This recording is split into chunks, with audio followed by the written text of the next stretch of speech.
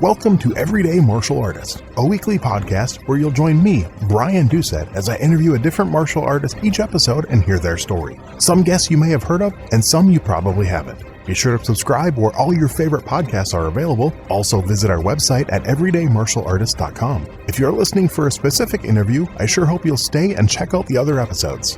A very special thank you to Topher Williams for our custom theme music. And now, the newest episode of Everyday Martial Artist. Everyday Martial Artist is brought to you by KOOnline.com for all your martial arts needs. Sparring and safety gear, rank belts, uniforms, weapons, patches, and more. Wholesale supplies made by martial artists for martial artists. Visit us today at ko-online.com. Hello and welcome to Everyday Martial Artist. I'm your host, Brian Doucette, and as we do every week, we're joined by a brand new guest talking about their life and their journey throughout the world of martial arts. My guest today is internationally known for her accomplishments as a 10th degree black belt and teacher of the indigenous Hawaiian cultural practice and martial art, the Lua. She is currently the only high-ranking female teacher of this art and currently the only public representative of a Hawaiian Woman Warriors in over 200 years. Previously, she toured the Midwest as a professional Polynesian Hula dancer and choreographer. Today, she uses Hula to teach Lua, and she believes it's essential for timing, balance, placement, microbody movements during close quarters combat. She's been featured in magazines such as Black Belt, Inside Kung Fu, Sports Illustrated, Martial Arts Masters, and many more. She's won many awards and been inducted into numerous Hall of Fames. She's been a producer, host, lead actress, fight actress, and fight coordinator in several indie films, series, and projects. She's released one book and is working on releasing two more. She's also been a legal professional for 26 years. Please welcome my guest today, Michelle Manu. How are you doing today, Michelle? Hi, Brian. Thank you for having me. Thank you for agreeing to it. I'm excited. I know we kind of touched base months ago and kind of lost track of each other, and I'm glad I reached out again. No, thank you. And I apologize. The summer was just really busy. Oh, trust me, I know. I know what that's like. So what we like to do and how we kind of kick the show off, I want to go back to the very beginning. I want to know, where did that first spark came from? What led to your first interest in martial arts and kind of kicked off your martial arts journey? Well, I'm older than I look right now. That might change. But during the time of my youth, this really wasn't a girls' activity. So I was kind of forced to go. My mother saw a 2-for-1 special, so she enrolled my sister and we went, and there were no other girls in the class. And I think it was about 10 minutes while we were on the floor that I realized it's not a boys' activity. And I started to really enjoy and naturally move in these movements that I was, unfamiliar with. They just felt good. And because I'd been a dancer my entire life as well as like a competition gymnast. So fascinating to move now in this way and not understand what they're saying. But that's when the initial spark, I think the ember began. And so I trained since I was 9 years old. And then I found my teacher. Well, I should rewind. I started training in different arts in Chicago, where I was based when I was touring the Midwest. And then when I returned back to Southern California, I found my teacher. And that's just been my journey. So was that first style the same one you're doing now, or was that very first style something different? It was something different. Yeah. The first style, I never thought I'd actually be able. The style I train now and I teach, I never thought that I'd actually see it, let alone have an opportunity to be accepted to train. So, yeah. So that very first school, how long did you stay at that very first school? And what style was that? Do you remember? I think it was Kempo, American. Okay. And we probably were there 3 years. Oh, wow. Yeah, okay. And that was the Ed Parker system of American Kempo? I don't even remember. Okay. Isn't that terrible? So at any point then, did you get involved in the competition side? I know that's kind of big in the Kempo world. No, I didn't. It was just mostly, we were involved in other things as well. Plus, quite studious. That was important. Okay. And then really heavily involved in school, like Chicago or Midwest versus involvement in like Southern California is totally different worlds. Right. It's not that cool in the Midwest, but it's super cool out here. And so I was, really involved in school and other activities as well as leadership and, competition cheerleading. So it was pretty busy. Always pretty active. What do you remember about that very first instructor? You stuck with it for 3 years. So yeah, it's something, it must have at least been somewhat enjoyable. And even though you looked for another style after that, but what was it about that first instructor that stands out?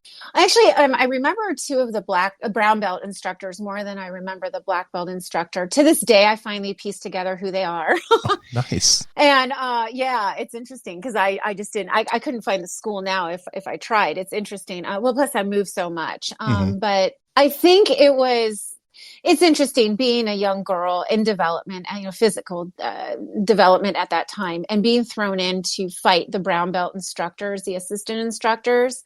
I thought this was a little too much, but I think that actually was really good for me. So I remember them allowing me to develop, and I appreciated that.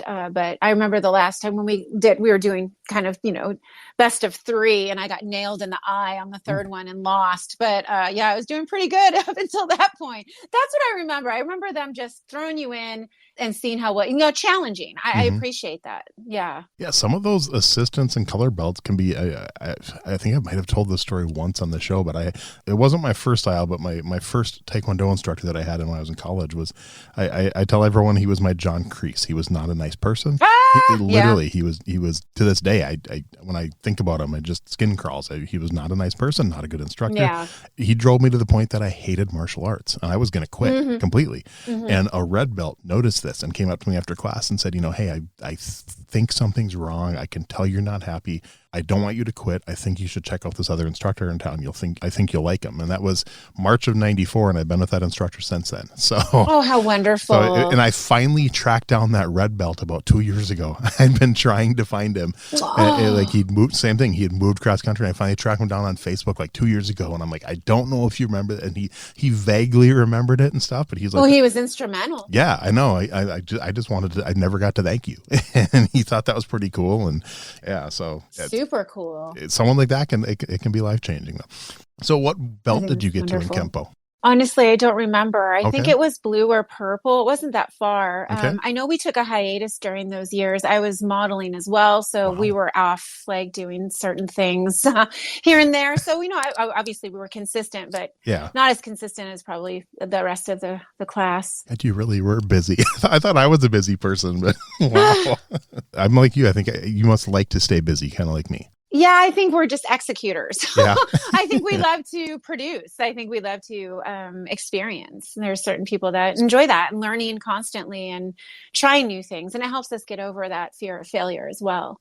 So then talk about finding your instructor in California. Kind of walk us through that. Kind of what were you specifically looking for that style? How did that happen? Well, when I was in Chicago, I ended up marrying and had my daughter. And so at that point, I didn't really feel like I wanted to be front and center anymore. And I felt like I could just tell that I wanted to go back to full contact.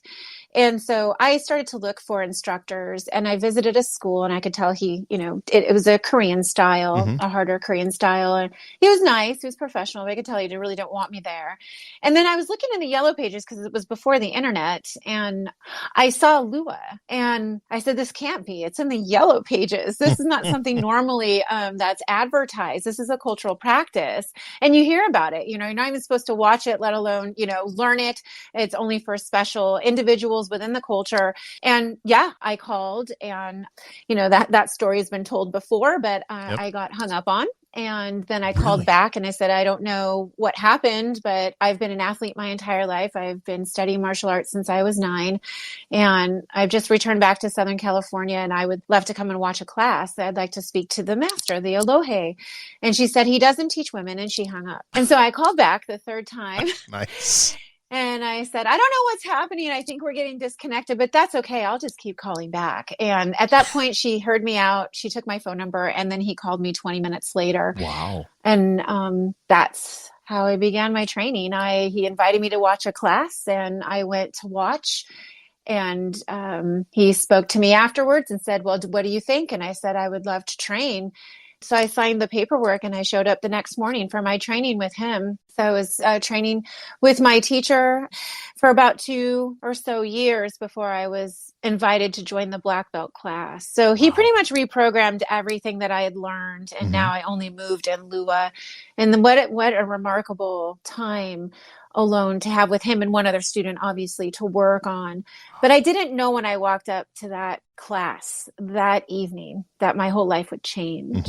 Yeah. So have you ever got to ask him what made you change your mind? No, I had heard even after I began training that he hadn't taught a woman since the early 80s. And this was towards the latter part of the 90s that I was accepted. So it had been a long time. Okay.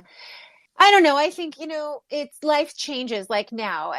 Before you could train old school out of a Mm-hmm. garage, no insurance, you get some stingers, no one sues you. You Yep. don't, it's the padding. What are you talking about padding? You're training on a cement floor. Now everyone has mats. The good old days.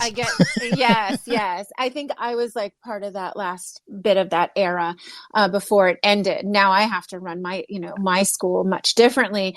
And adjust. I think that was just adjustment to, 80s was like, the abuse hotlines Mm-hmm. and a lot of some of the women now, were starting to speak up about different treatment, unfair treatment. And I think he just didn't frankly want to deal with it. Nor did he want to have to adjust his training to allow for a woman in class, right? Disruptive, especially if she's young 20s, and people have their eyes bulging out of their head. It's distracting. So I can see why he wouldn't want a woman in the class. So quick side story, and I think you'll appreciate this because you're a woman and you live in Southern California. When I lived out there, when I first got there, me and my buddy went and just visited multiple schools just to check them out. I knew I was going to train in American Kempo. That's why I moved out there, but we wanted to check out other schools. And I think it was I want to say it might have been a Hapkido school that we went to. And the instructor was supposedly like a 8th or 9th degree black belt. And the class, there was a small class, like 15 people, probably half women, half men. And we're sitting there just sitting in chairs watching, and got there at the beginning. They're doing their exercises. And he said something to the effect of, he's like, all right, class, 50 sit-ups. And then he pauses. He goes, and women 25. And we're like, we kind of look at each other, and every exercise he had the women do half as many as the men. And me and my friend look at each other, we're like, if he did that in our class back home, the woman would be like, I can do twice as many as the men. Thank you. It's like, wow. Yeah, exactly. And this was in 1996. Wow. Yeah. It was, I'm trying to remember. I want to say it was might have been near like Apple Valley, Hesperia, Victorville, because that's where I was living. Okay. So, got it. Mm-hmm. Yeah, exactly. But I was like, wow. I wonder why he did that. That's so fascinating. I mean, especially because it's conditioning. Mm-hmm. Like you should be able to do the same amount. I'm guessing, like I said, I didn't ask him. I didn't want to confront him and stuff like that. But I'm guessing it was, old school that, women aren't as strong as men. It's probably his thought process. Well, they're not going to be if you give them coddled treatment like that. Exactly. So yeah, it was that Thank one you for sharing. I know that always pops out. And anytime I meet a martial arts female from California, I'm like, you got to hear this story. Oh my God. And I wish I could remember which school. I really wish I could remember which school it was. Oh, Brian, that's terrible. I do remember the instructor's name. I'm almost positive. I'm not going to say it on the show. Don't say it. No, yeah, definitely not. Ask me afterwards. Maybe you've heard of it. Well, it's funny because the other school that I went to look at was also Hapkido. So that's before I found my teacher. So it's fascinating. That's funny. Wow. Yeah. So now you said about 2 years you got to the black belt class. At what level and at what point did you actually start like teaching and helping teach and stuff? Was that around that same time or did that come later? Oh, no. Gosh, no. Oh, no. My hazing or like my induction period began then and it lasted about 8 years. So you're talking about 10 years in the art before I was even given. So 3 years after that had ended. And it wasn't just a quick shift. Mm-hmm. He started to lighten up a little bit. But, he was trying to get me to quit. That's what he was doing ultimately. Mm-hmm. And if he knew I was going to quit, then he wanted everyone else to see what I had to endure to show like, don't screw with her. And then also for me, can I withstand what the world is going to throw at me being the only female here at this level? Can I continue? Can I handle the pressure essentially? Yeah. Wow. So now when you got to go to the black belt class, I'm assuming you were not a black belt yet. No, I wasn't. Okay. Well, I didn't know I was. I actually was. He already prepared my certificate and had my rank for me, but I didn't know that. I didn't know that I actually got my black until he awarded me my first degree black belt. Wow. And I was shocked. How much later was that? Oh my gosh. Was it like a year and a half later? Wow. Okay. Not too long. Yeah. He does this sort of thing. Okay. Yeah. That's crazy. Yep. So then I'm assuming then you didn't actually have an official black belt test. No, Okay. Did not have. No, every day, every class was a test for all of us. Every day he watched us. Every day he was testing us. If one of us screwed up, all of us would have to do it over and over 100 times again. Conditioning. Some would get kicked out of class. Some would not be invited back. He was always, he just knew everything. He knew by the way we were breathing, what we were feeling. It was very fascinating. He was very in tune with each one of us. Okay. Yeah. So for the listeners, because I've heard of the art, I know little to nothing about it. A little bit of research I've done over the years. Just talk a little bit about the art and kind of what, if someone were to come to the school, what would they expect and how different is it compared to some other arts you've done? Oh, well, you don't just come to the school. The school is in an undisclosed location, and you will get, no, I'm not joking. Really? Oh, absolutely. Wow. Whether it's here or back home in Hawaii. Mm-hmm. I only know of one guy that has a storefront, but his primary art is not Lua. It's other arts, and he tends to blend them all together. Okay. But those of us that are fully Lua, there's an application process, at least for my group. If you make it through that, it's like a 3-tier application process. And then if you're a virtual student, then you don't really receive the address to the Palua, the school. If you're in person, then you'll receive it. But there is no drop-ins. There is unmarked. And that's how it works. Lua is the ancient warrior art of the people of Hawaii, and initially started as empty-handed. And of course, weaponry was introduced, are native, so made out of bone, whether it's fish or human, pohaku rocks, wood, obviously, and then shark teeth. And so that was before our king became enthralled with metal weaponry, in which he traded for certain weapons. And so then at that point, it was a mixture of wood and metal, and then it went all metal. So yeah, so we're like strikers, I would say. Okay. But we do use our lower half as well. There is some grappling, but if you think of the topography of Hawaii and all the differences of the islands, you definitely don't want to be rolling around on Pele's hair or obsidian from, the dried lava or the jagged rocks or the cliffside. So, we are typically strikers and pretty effective as far as Hawaiian boxing, I call it. We emulate animal movements as well as nature elements. And that's pretty much how we fight. Yeah, that's Lua for you. Well, what are the weapons like compared to weapons from other styles? Or what are they different? Are they specialized for your art? Yes, I guess it depends too, because there were specialized warriors as well. Some that were from the Mauna or the mountain, and some obviously from the Moana, which is the seafaring warriors. So, every district had their own kumu, if you will, or alohe that would teach, and their style would be different than the district bordering them. And then island to island could be districts. And there's family lineages as well. Some may be experts in empty hands. Some may be an expert in just one weapon. Some may be concealing some of the hula within or messages within their lua. So we're all very different. And the rules of each school lie in the lead instructor or the head of the palua, the school. They determine what is right for their lineage. So there's just a lot of differences out there. Like if you take a look at hula dance, from each island, they all have their own style. Some are more planted, some are more up on the balls of their feet. Yeah, it's just different styles per island. And talk about that. You mentioned hula, and I mentioned in the intro that you've kind of blended hula with the Lua teaching. Talk a little bit about that and how that's been working. Well, we have historical record of where hula and Lua were both taught in the same heiau, which is a temple, a school, if you will. And over time, they split, and they've never been really put back together like in ancient times. So it's literally 200 years from when our queen, Ka'ahumanu, banned the public display of our warrior art of Lua. And at that time, then, it went into hiding within the hula dance. And while it was still practiced on the outskirts of the metro area where people were looking for violations of this new Hawaiian kingdom law, if they saw someone practicing Lua, it was still practiced on the outskirts very quietly. But at that point, it was hidden within the hula. So to me, I think it's important to show how these movements, and some will argue like, that was so long ago. How do you know? Well, you can just look, it's open and obvious. And if you have the fluency in both hula and Lua, you can see where it's concealed in both. Mm-hmm. And it's almost like having fluency in both, there is no end and beginning to the other, except for the way that you exert your ku or your masculine energy. And that is at the point of contact. All the rest is hina and feminine. Meaning it's the setup, it's the potential coiled energy in which then the ku is able to make that contact.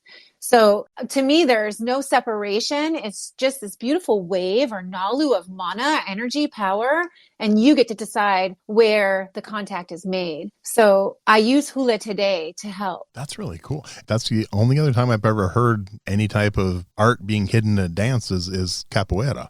I'd never heard that before, so that's kind of cool. Oh, I actually think there's some styles of the FMA, Filipino martial arts, that also have some martial hidden within their dance. But I'm Okay. not, I have no, yeah, I don't know any specifics on that. Okay, that's cool. That's really. Yeah. I'd love to see it sometimes. I'm like I said, I'm hoping you come back to Minnesota because I'd love to see it in person sometime. Thank That'd be you. cool. I'd love to share it. Nice. Yes. So think back then. You said it was about 10 years before you actually got to like start teaching. So think back to that first time you got to teach, whether it was teaching your own class, whether it was just helping in another class, to now. You've been teaching all this time. What do you think's changed the most about your teaching style over the years? Oh my gosh. Well, I can tell you that it was 13 years since I started training, and I had to ask for permission. I was contacted by the Pacific Association of Women Martial Artists, that's PALMA, here on the West Coast. And their theme that year was rhythm and rhythm and music. Mhm. And so someone must have done a search and said, oh my, is there such a thing as Hawaiian martial art? And, warrior art, martial art, that's how we classify it today. And they reached out. I don't know how they found me, but they did. And because during my training, I was sequestered like most of my brothers. There's no other females in my class. So yeah, I went and I asked my Alohe, and he said, no, not right now. And so they called me again and said, please, would you consider, and I said, I've asked permission. I haven't heard from him. I'm not following up. And then eventually he came around and said, fine, you can teach, but you can only teach these weapons. I want them all taught like this for this amount of time, for this amount of people. And I said, okay. And I was a soldier. I followed orders. That's it. I'm not going to deviate. This is my first time. And that went horribly. And there's no way you can watch 5 different groups with 5 different weapons provide quality instruction. And plus, I wasn't a teacher. I knew how to do it. I knew how to manipulate the smallest to the largest of the men. I knew what worked for me. But now you're working with women that have different skill sets. They are of different sizes. They are at different comfort levels of distance to their partner. And plus, partners also, if they're more skilled, they're going to throw a couple things at you to challenge you and not just stay there static. Like, unfortunately, that's most of martial arts. We practice in a static sense with a compliant opponent. So anyway, I came back. He said, how'd it go? And I said, it was horrible. And he goes, oh, good. What did you learn? I said, that I have to learn how to teach how I teach. I can't be you, Alohe. He said, very good. And he walked away. Wow. And I think from that moment forward, it became very important for me to reach whoever I'm sharing with. And my style has dramatically evolved over the years. At one point, I was very martial and what you would say very guy-like, right? Mm-hmm. Yes, because serious stuff in which we do. But now, because it's so serious, I work with women outside of the martial realm on self-defense. You cannot teach women the same way you teach men. Right. Men learn by doing techniques first, conditioning, and then their mind gets in order. They get control over themselves. They already believe they can do it. And you guys are so hyper-focused.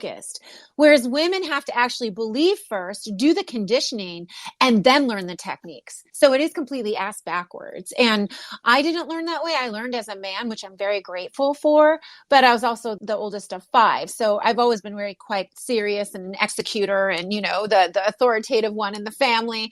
And so, it was it was an environment that I can thrive in. My teacher was very much like my biological father, but a lot nicer, even though very strict. Right. And my style is obviously, I'm a woman for one, and I'm the only female teaching this art. And I mix it with effectiveness. We can't just be martial cheerleaders and choreographers and doing a dance. And if you don't really engage the full body, you look like a cheerleader. It's about moving in this beautiful nalu or wave, deciding where you want to go, adjusting to the force that's coming at you, and trying to teach that can be quite difficult. This is where the hula comes in. But my style is engaging, it's high energy, and it's challenging. So do you feel pressure from that, being the only woman teaching this art? I think at one point I did years ago, but now absolutely not. I stand rightfully where my teacher has placed me, and I'm not equal to the men. We are all one and the same, and we support one another, my brothers that I grew up with. But in many ways, in the world of martial arts, I feel superior as far as my conditioning and weapon handling and the way that I instruct. I feel that I really do impact others and help them to evolve, not just in their martial arts, but who they are as people. And I'm grateful for that. And I can't stand up here and be timid or overwhelmed. and still make a difference. I have to own my accountability, my responsibility in holding the title of Kumu and all the responsibility that comes with that. Otherwise, I'm always going to be tiptoeing around, and what does that show others? So if I fail, I fail, but I have to give it my best shot. And, when you have all these other individuals of their respective arts standing rightfully in their space, I'm no different just because I'm a woman. Wow. Yeah. That's cool. How did Hollywood start? I know you've started doing not just started, but you've done a lot of stuff in Hollywood. You've worked in movies, TV shows. Kind of how did that come about? I just think it's generally something that all martial artists deal with. I think that if you have a certain look and you have good form and you have a good reputation, that eventually someone, producer, director, or maybe even a friend that's on a project will be like, hey, I know someone perfect. And you just kind of get exposed to it and dragged in, and you agree to the experience, and then word of mouth happens, and you post about it, you share your awesome experience working with the cast and crew, and I don't know, more opportunities come, especially here in Los Angeles. Yeah. So I think it's inevitable for some of us to be approached, and I didn't seek it out. It just kind of happened. Okay. So here I am. And of course, I don't just rest in that. I want to become better, right? Every project I'm watching, I'm learning, I'm bringing my best self to that. And I want to grow. So do you prefer being in front of the camera acting, or do you prefer doing more of the behind the scenes type stuff? I actually enjoy both. Okay. I guess it depends on the project. I just last Wednesday, I was in Hollywood Hills to discuss a potential opportunity at being a director for the first time for a long short. And this film is it's going to be, how would you say, controversial. It has to do with domestic violence. And I was initially contacted to choreograph the horrific scenes between the husband and the wife. And I said, I can do that, but I cannot use my art. That would be a misuse of my ancestors' cultural practice. But I can, in fact, I've been my own scuffles, growing up, and in my youth, I can actually recreate quite a few good scenes from my own personal experience that I survived and laid a hurting on my opponent in real life. And so I actually wanted to put a body cam on myself and film the scene like I was the lead actress. And one thing turned into another. I listened to them talk about the script, and I did receive some sides for this trainer role. And I thought, why is she sending this to me? But after I gave my suggestions and we looked at part of the script and I rewrote some of it and gave some ideas and talked about camera angles, I got the job. So I'm going to be directing my first long short next year. And I'm really excited. I'm also the fight coordinator with one other gentleman who's pretty awesome. I don't want to say his name yet. Okay. He's well known. And then I'm also going to be accepted the role after some begging to be the trainer on camera. So I'll be on and off camera for this long short. But I think it's going to be another wonderful experience. I really do, making it real. And that's awesome. Yeah, it's called Project T right now. Okay. Congratulations. That's really cool. Thank you. Yeah, so some of these things come up. I didn't seek it out, but now, I am pretty active. If there's something that, that I know there's a movie that they're casting for, a fight actress or choreographer, I try to be proactive, whether it's me directly through IMDb, looking at, the casting agent, reaching out directly, or I go through my agent here for the States. So he's great. Okay, yeah. Cool. Now talk about your book, your book and your upcoming books. Okay, so I had the pleasure of creating this weaponry book of the weapons of my teacher, as well as some of the more ancient ones he didn't have in his system. And I really wanted to do something different, not just a normal weaponsry book where it has some history and just the weapon. I wanted it to be kind of shocking. And so I had my photographer, James Trotter, who's amazing. We worked together very closely on many projects, and it started as featuring women warriors, and then it turned into the weaponry book, and it's all on a black screen with me in red, and then the weaponry in wood and shark teeth or rock. It's gorgeous. And for me, I wanted it to be more educational, but just enough to kind of provoke or spark curiosity, but I wanted it to be more like a cocktail table conversational book. So I have it in a 10 by 10 and in a 12 by 12, and they're just beautiful, and I feel it honors, the Hawaiian culture, my teacher, his family's lineage, as well as all the other ancestral lineages of different weapons, and also women warriors. So it was just a wonderful thing put together. And this book that I'm about to send today to my editor is my thesis that has been converted into a reader-friendly book instead of a very painful academic writing. So, yeah, and that's in metaphysical science. And a lot of the Lua also dealt with unseen energy. These were known as the higher levels of Lua that we really don't talk about. So you have physical self-defense, and then you have metaphysical self-defense, if you will. Some that work in energy here in the physical realm will know that a lot actually happens behind the scenes before it manifests here. And a lot of what's on its way can actually be thwarted before it actually takes form here. And so this was part of the seer or oracle or kahuna, kahu, aspect of the Alohe as they led the warriors. So this is why I branched into the metaphysical science area. It's a branch of philosophy. And this thesis was awarded for my master's in metaphysical science, but I'm working on my PhD in philosophy, and that's in personal transformation. So I hope to finish that dissertation soon. It's just very painful, Brian. A lot of references, and it's just a painful read. So that's probably going to take me a year to convert to a book. Like this thesis has taken me 2 years. So, yeah, painful birthing. So then the first one, and then when this one comes out, can they get those on your website, or are those going to be on Amazon? Where can they find those? I think my editor, Mark, he's going to put it on Amazon. I think that's what he's doing. So it makes it more readily available to everyone. And there is talk about turning it over to some of the metaphysical publishers, but I haven't had a chance to look into that just yet. Okay. And I also wanted to touch on, read about your nonprofit that you founded. Talk about that. Oh, this is, I'm going to try not to be controversial. Okay.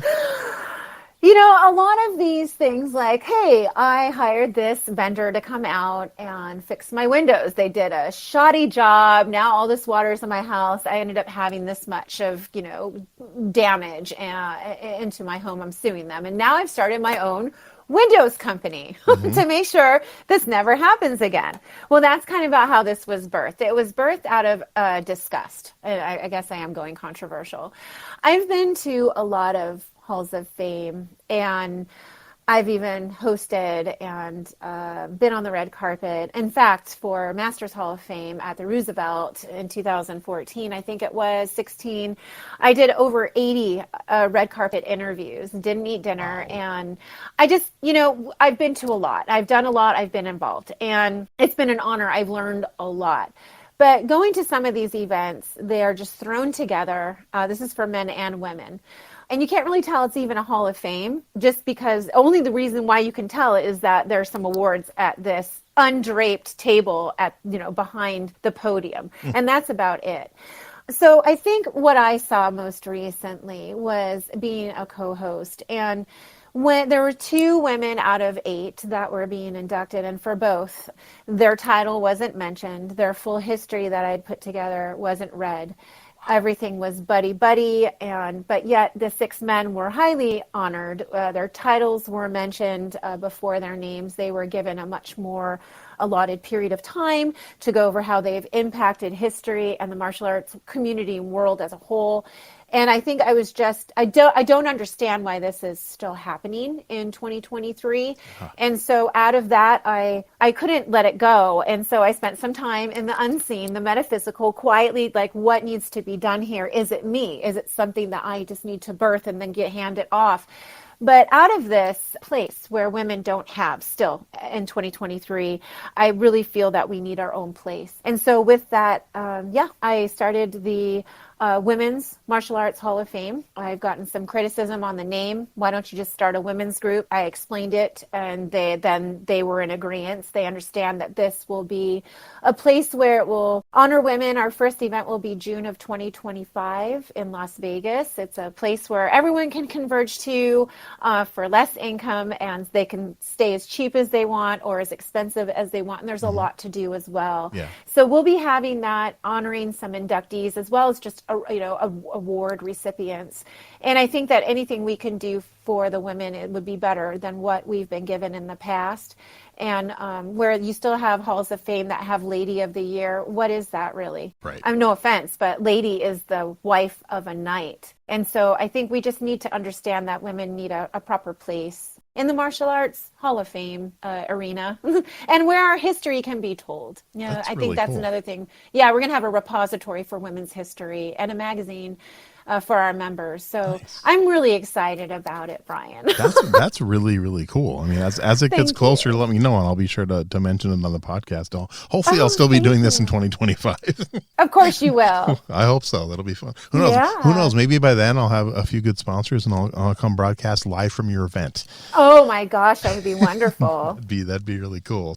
Yes. So now I'm curious now, in all your years of martial arts, are you a fan? What are your thoughts on like MMA and the UFC? And is that something you're a fan of? Oh, well, I don't really watch it these days, but I need to because I just got hired to return to Archangel Worldwide MMA January 20th to be the main color commentator and the locker room correspondent. Nice. So, what I can do here is what I try to do is really showcase the fighters, what they've sacrificed, the family that's there to support them. What are they doing in their life? How do they balance all of that with training? What does their nutrition look like? Are they battling any stingers or injuries going into this fight? What do they want their fans to know about them? And then I switch to ringside and call the fight. And it's a really interesting thing being a traditional martial artist, but an effective one in today's time, trying to modernize it and evolve it to actually defend against individuals that do train in MMA or some of these more serious, martial arts. So it's kind of fun. I enjoy it. But I think if I was to train it regularly, I would lose the essence of my art, and that would be, protection and self-defense, which is a lot more vicious than just MMA. Yes. Because it's a sport.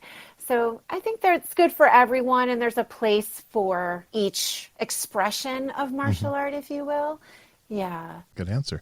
So in all your years, is there one philosophy you've learned that just rises to the top? It's super important to you. You keep coming back to it? I guess it's ego. And we think of it as like the linear ego, external, internal. But I think it goes back to the question that you asked earlier, how do you feel about being the only instructor? I think once I realize I'm sharing what I have been gifted, then the kuleana responsibility doesn't feel so heavy. And I can still be myself and still be a very viable opponent and a great teacher. So I try just to remember, Michelle, it's temporary, focus on the issue at hand. And it's also about being in this place. A lot of people have a lot of opinions about it. A lot of people are very curious. A lot of people don't like that you're here. A lot of people don't like that you have the platform that you have. So it's also ignoring that and staying very focused on what you have been given to manage and what is your, again, kuleana. Nice. I like it. All right. I have some fun questions to wrap it up now. This one, it doesn't have to be 4. I've had as few as 2 and as many as 8, and it's completely up to you. Who were maybe 3, 4, 5 names you would put on your personal Mount Rushmore of martial arts? Oh my gosh. I think it would be quite a few of the elders. But, also we had queens that also were proficient in Lua. So it would probably be Monarchy and some of our more recent elders for Lua. Okay. Do you want names? It's up to you. If you want to mention them, it's up to you. If not, that's cool. Yeah, maybe a divine feminine too deity. So Kiha Wahine, Queen Kukani Loko, Kea Kealani, Manono II. I would also say, obviously, Solomon Kaivalu, my beautiful teacher, David Nui Iva, Charles Ken, Lucia Torallo for her work. I think I have more than 5. That's okay. Like I said, I've had people do as many as 8 before, so that's okay. Yeah. I used to ask for 1, and no one could ever give just 1. That's when I came up with the Mount Rushmore thing. So Interesting. Yeah, it was a little better than that. But okay, now how about, do you have a favorite martial arts book? Yes, but it's not mainstream. Even better. It's the okay, so my first ever, because it's out of publication, and it's by Kumuluchia Taralo. It's Kui Alua Ka'ihi Kapu o na Olohe, which is the sacred law of the Olohe. This book is instrumental on capturing one lineage's movements, maneuvers that ended up making techniques. It has the history. I love that. There's also the Warrior Arts and Weapons of Ancient Hawaii by Sid Campbell. That's a really good general book. They even have like the warrior formations and how they would march and different weaponry. Wow. And then, of course, the Ruling Chiefs of Hawaii is also a good one by S.M. Kamakau. This is a good book because it goes into the outside of just the martial art. It's how the community interacted and how martial arts was weaved within. And I think that's a beautiful book as well. Wow. First of all, your martial arts Mount Rushmore, you were probably the first one to list names that no one else has ever picked. And same with your books. So that's awesome. Oh, thank you. You know, for the Mount Rushmore, a lot of names get used a lot. I mean, obviously, like a Bruce Lee, a Chuck Norris get named a lot. I mean, I like Jet when Li. people, Jet Li, yep, obviously. But I like when people name ones that I've obviously never heard of a lot and just not as familiar. So that's kind of cool because it's supposed to be a personal thing. So, but that's cool. Oh, very personal. Yeah. Yes. All right. How about a favorite martial arts video game? Were you ever a gamer? Oh my gosh, no, I was forbidden. I actually grew up without a TV. Oh yeah, I never watched TV. That's why. And I still don't watch TV. Some people are like, oh, did you see you were on TV? I was like, I didn't even see it. Yeah, I am I'm a nerd. I am. I am really in my quiet time quite a bit when I'm not out traveling and teaching. I either work my legal job all day and go straight into writing, or I'm at the Palua teaching. I actually need to be a little more disciplined in self-care and allowing myself to do things for me where I'm not producing. I know you could probably relate to that. Oh, yeah. Oh, yeah. So, yeah. Well. No, so I don't. But I know Mortal Kombat was like huge with my younger siblings, you know. Okay. So they got to play, you just didn't. Okay. Absolutely. It's the evolution of our parents, you know. Nice. Well, then these next few might be even more difficult because who knows, but do you have a favorite martial arts TV show? No. Okay. Isn't that terrible? You're not the first. There's been a few others that haven't either. So, and I'm guessing this one might be no too, but do you have a favorite martial arts movie? Well, martial arts is in it, but I love The Matrix. Okay. I think it's just clean, beautiful kung fu strikes and maneuvers. It's very beautiful, very poetic, very ballet-like to me, even though it's violent. I love it. Just the whole concept of the energy, and it's pretty interesting to see. But we look any movie I see now, even my grandsons, who are 8 twins, anything they watch, and even just animation it's got martial arts in it. It's so fascinating to me. We don't even realize it's in everything. Yeah. All right. So this question then, it doesn't have to be a martial arts movie. Any movie, just a favorite movie fight scene. Is there one that just stands out? Oh my gosh. There was one by Gina Carano where I really enjoyed it. It's so, it was so short. I forget the name of the movie. Isn't that terrible? Let me see here. Haywire. It was Haywire. Yeah. And it was a scene with a well-known actor that I can't remember his name right now, but it was in the diner. And it's so short and sweet. And there's also, I hate to say this, but Atomic Blonde, she's up in the second story flat, and she just uses that garden hose. And I just love that scene so much. And of course, Kill Bill, I think the best one was in the mobile home where they just go for it and just demolish the place. And I loved that scene too. So those are my top 3 probably right now. I know it's not going to happen, but I'm still holding out hope for Kill Bill 3. I really hope he would do one. Yeah, that would be great.